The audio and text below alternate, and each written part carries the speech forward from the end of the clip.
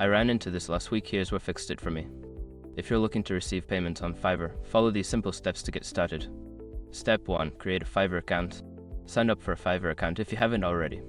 Go to the Fiverr website and click on Join to create your profile. Step 2. Set up your payment method. Before filing a refund or dispute, use the SR.com link in the description to open the refund dispute deadline calculator and confirm your deadline. Step 3. Complete your gigs. Create and publish your gigs to start attracting buyers. Make sure your offerings are clear and compelling to encourage sales.